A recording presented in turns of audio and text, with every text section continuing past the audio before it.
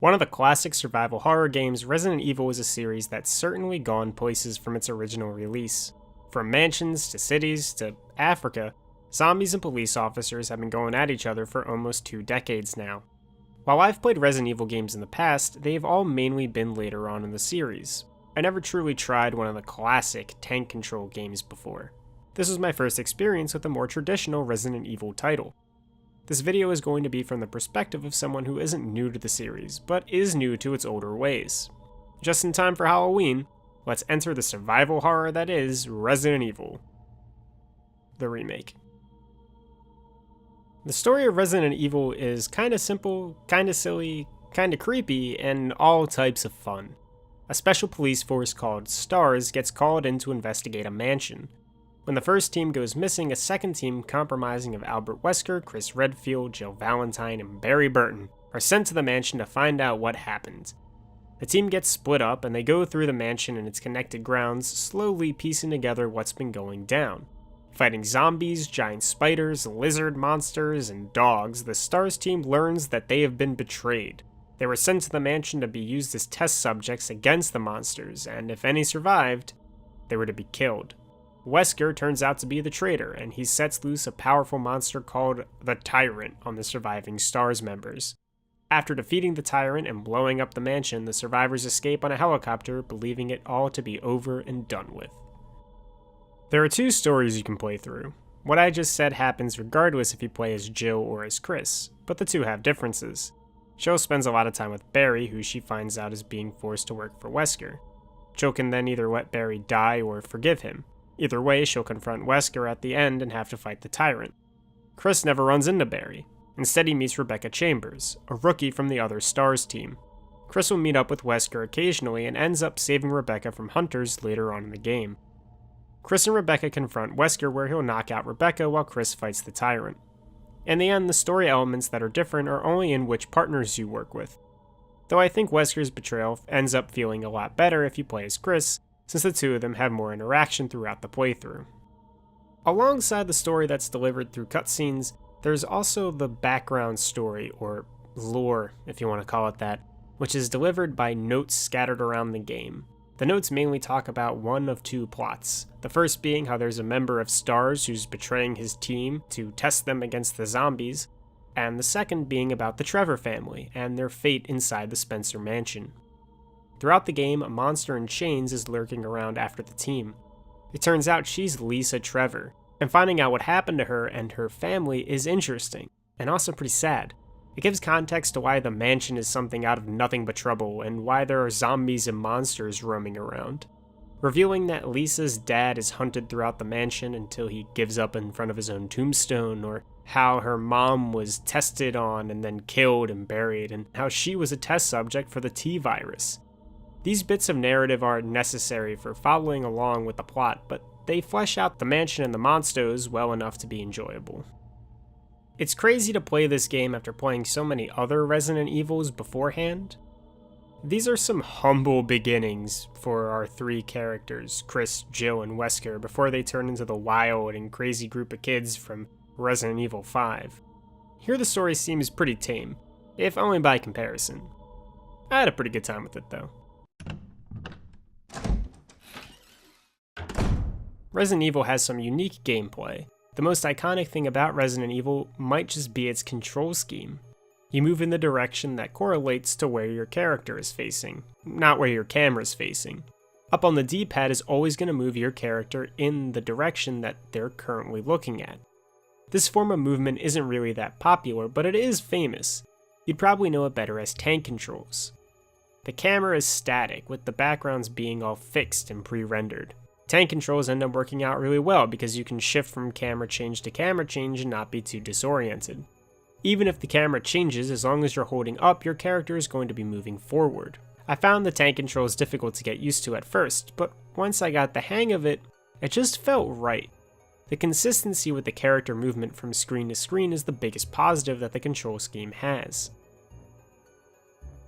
Item interaction is sort of like that of a point-and-click adventure game. You hop into a room and anything that sparkles can be picked up. Certain items, basically everything that isn't health or ammo, are used in puzzles throughout the game. You can examine items to adjust them so they fit into a proper slot, or you can combine items together to create the necessary item needed. Many of these trinkets just act as keys that unlock one door or another. While there are actual keys that are used to unlock multiple doors, items that are used for solving puzzles usually just end up being placed in a socket, then either another item pops out or a door unlocks. It's not as bad as it sounds, since usually the puzzles leading up to the items are enjoyable, and it's not always clear which item is needed to get through which obstacle. But ignoring key items, there's also health and ammo. You restore your HP only by using a healing item. You don't heal at save points or by resting at an inn. If you want your HP back, you gotta use an herb. Healing items are limited though, and on easier difficulties they're pretty plentiful. They become scarcer and weaker on more challenging difficulties. So not every healing item heals the same. The green herb is your basic healing guy, and it heals the least amount of HP. You can combine a green herb with another one to heal a moderate amount more. Green herb plus red herb makes a powerful healing solution, and a healing spray is a full heal. Since there is only a set amount of healing items littered around throughout the entire game, each one counts, which makes each hit count, as you can only take so much damage throughout any given run until you run out of ways to heal yourself. It's the same thing with ammo. Weapon ammo is also limited and decreases in quantity as well as quality when moving up to higher difficulties. You got a handgun, a shotgun, a magnum, a better shotgun, and if you're Jill, you get a grenade launcher. Each weapon has corresponding ammo, plus 3 types of grenade launcher ammo. There's some serious item management required in Resident Evil, and that management requires you to only take the weapons and ammo you'll need in the near future. You have limited inventory space since you're going to be carrying key items along with healing items, and if you want to use a gun, you'll need its specific ammo and the weapon itself. There are item boxes in the game that allow you to store your items for later use, but for most of the game, getting to these boxes are inconvenient and require backtracking to get to. And on real survivor difficulty, the boxes aren't even connected, meaning that if you put items in one box, they won't appear in any other. What the limited amount of inventory space really does, I guess what the item management really does, is it forces the player to make decisions. To plan out where they're going, how they're going to get there, if they need to shoot anything on the way. If so, what and which gun would be most effective? What's the likelihood they're going to take damage? What key items are they going to be needing to get there? And lastly, will they have enough space to pick up any new key items? These are a lot of questions, and they all need to be asked before leaving a safe room with an item box. Your route matters. Your effectiveness in traversing your route matters, and that's such a positive going for Resident Evil. What you do in the moment matters just as much as your strategy beforehand. And that's awesome. I love this aspect of the game. It feels fresh, at least to someone who's never played an old school Resi game before. Anyway, all of your planning involves combat in one way or another. Either you're going to fight something horrible, or you're not. Resident Evil only requires you to kill 3 enemies throughout the entirety of the game. The Crimson Head in the Coffin, Yawn, and the Tyrant. And all 3 can be killed with just the knife you get at the start of the game. Every other baddie can be dodged or just flat out ignored. On my first playthrough, I rarely ignored anything. I practically went out of my way to kill things. My first time playing the remake was also the only time I ever used the handgun. In the remake, zombies that are killed but not decapitated or burned will come back to life later on as stronger, scarier zombies called Crimson Heads. And the handgun is the hardest weapon to get decapitations with. The shotgun and magnum are way better for it, but even then, once you get the hang of moving and baiting out enemy attacks, it's just a lot smarter and safer to ignore the zombies rather than fight them. You can bait out enemy lunging attacks, or if you're on the stairs, the zombie vomit attacks are much easier to dodge than their ground ones. And then you can save your big weapons for the hunters, who are much more aggressive and dangerous. There are also these defensive items which aren't in the original PS1 game. If you have one equipped, then when an enemy attacks, you'll shake them off by either stabbing them with a knife, stunning them with a taser as Jill, or by shoving a grenade in their mouth as Chris. These are nice to have, but never necessary. I do really like that this little touch that the knives have though. If you decapitate an enemy while they have a knife in their head, you can then pick it up from their corpse. On the whole, I think the combat is fine, but it's very bare bones. It's just point and shoot. Even the weakest zombies take a lot of bullets to put down, and you get so little shotgun and magnum ammo, it just never felt worth it to me to waste any of those bullets on anything I could just run past. And getting those headshots do feel pretty satisfying. I definitely get a lot more enjoyment out of planning the routes though, and dodging enemies than I do from actually fighting. Okay, before I completely forget, let's quickly talk about saving in Resident Evil. You can only save at specific save points, which are typewriters, and to use the typewriters you need ink ribbons. Ink ribbons, just like ammo and herbs, take up inventory space, are limited, and decrease in quantity on higher difficulties. I used to be intimidated by limited save slots, but honestly, on the beginner-friendly difficulties, you have more than enough ink ribbons to get by, and on harder difficulties, you'll be familiar enough with the game that you won't need to save that often, if at all. I don't have a lot to say about the saving feature, but I didn't want to leave it out of the video, so just keep moving. Resident Evil isn't a long game. I think my first playthrough took somewhere between 5 and 6 hours, with each subsequent playthrough trimming it down and down till I got it to around 3.5. Most of the game is spent inside the Spencer mansion before diverging into mini-sections like the Aqua Ring or the caves. The mansion is this multi-floor, double-winged labyrinth. The game starts with only one route unlocked. After tackling the path from the entrance hall through the lower west wing, wrapping around to the top of the west wing, you get the item which lets you go get the Book of Curses. The Book of Curses grants you the sword key and also the mission of collecting 4 masks that are hidden throughout the mansion. Using the sword key opens up more doors, including the main hallway on top of the east wing, as well as most of the doors on the bottom east wing.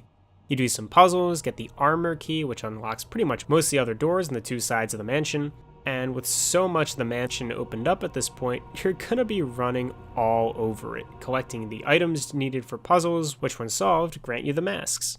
Then once you get all the masks, you go and fight a Crimson Head and get the key to the areas outside of the mansion. The courtyards are basically just straight line paths with not a lot going on with them.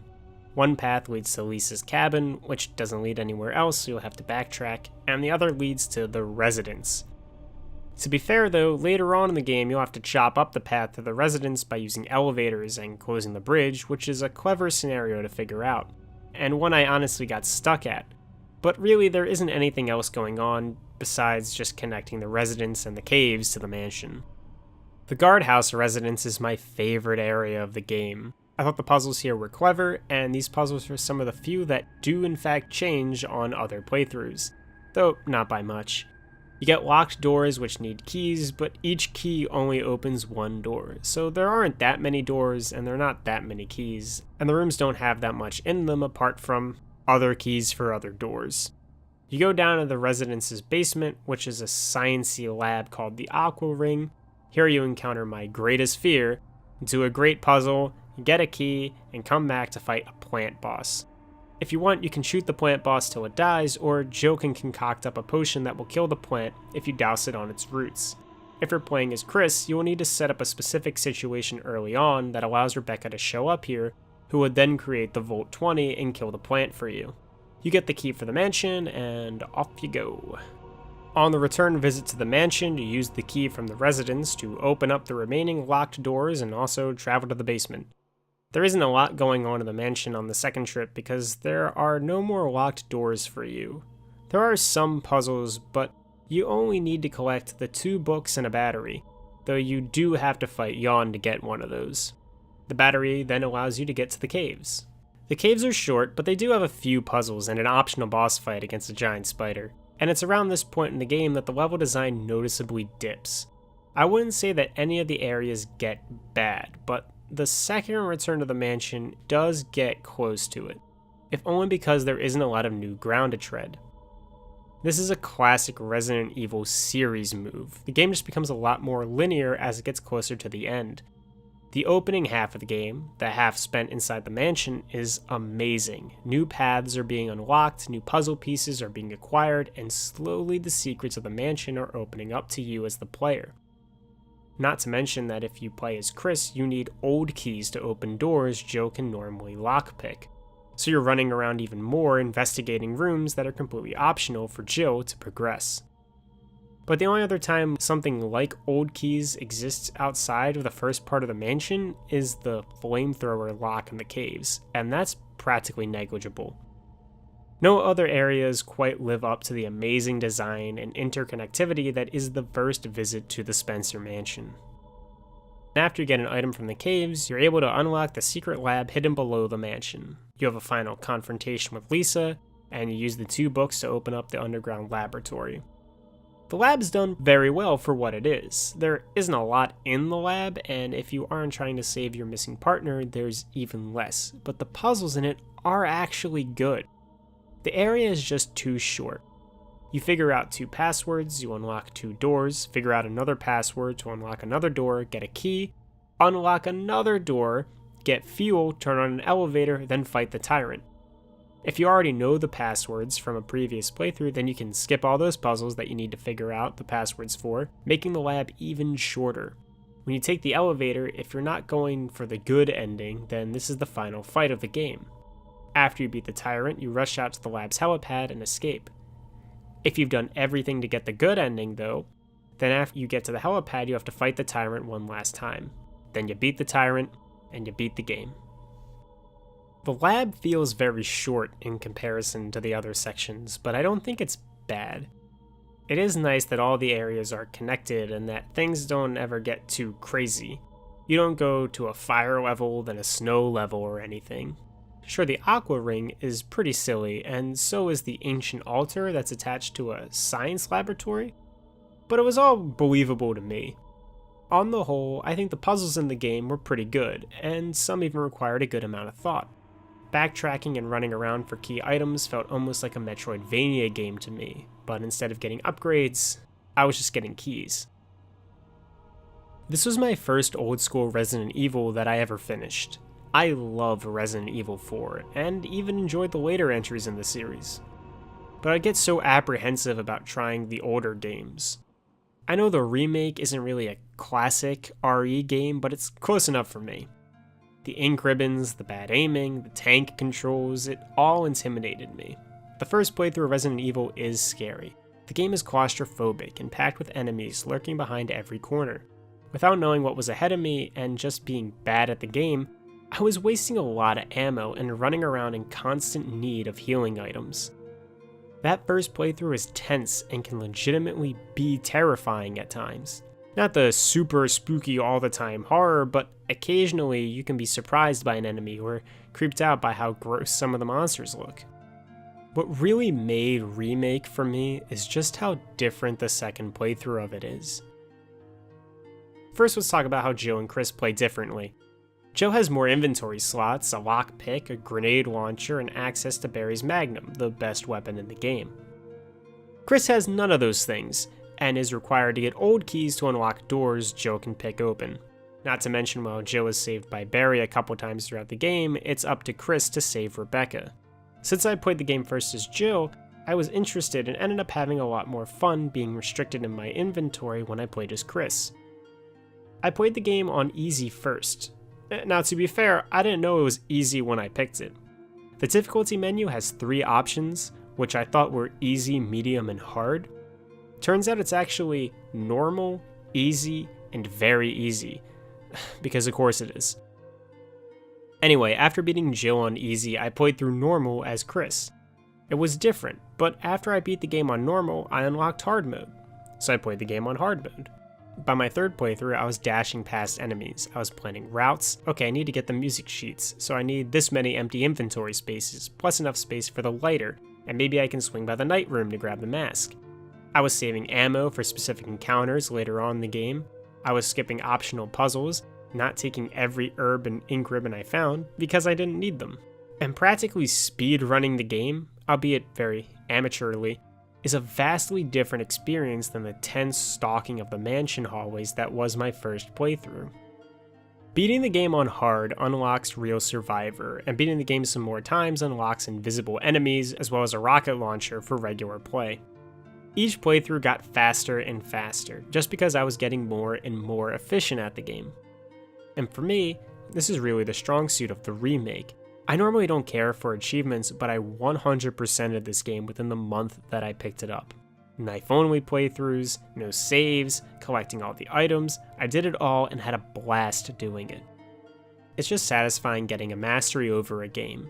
And the game isn't even that long once you know the right routes and the right ways to solve all the puzzles. There is always a reward for beating the game one more time, a new costume, a new game mode, or a new weapon. For me, the extra stuff really helped to motivate me to play the game more, and the more I played, the better I got, and the more I ended up enjoying Resident Evil. The level design of Resident Evil starts out amazing, then dips down into the kinda good, kinda okay territory. But the mansion is designed so well that it can practically carry the whole game on its back. It doesn't need to, but it could. The puzzles are good, there might be a few bad ones which are just move a block or a box or something. Well, that graveyard puzzle is the definition of tedium, but besides that, the puzzles are fun and require some amount of thought process to figure out. The real thing about this game though is just how satisfying replaying it is. The length and the lack of randomness of it make playing the game really enjoyable. Something about making an optimized route, following it, then figuring out ways to make it better is just such a good feeling. I had a lot of fun playing Resident Evil Remake HD, or whatever its name is. I wasn't expecting that much out of it honestly, but what I got is a game I've beaten countless times this year. And I mean it, I haven't kept count. I beat the game once with each costume, and 4 times for the recording footage, and a few more times for the stream. It was a lot of times, and I will most definitely be playing it more in the future. If you're scared, like I was, about trying out a game with tank controls and limited savings, I feel ya, but please give this game a try. It's worth it. Thank you so much for watching, and I hope all y'all have a great fall and a great Halloween. Enter the Survivor Horror, and take it easy.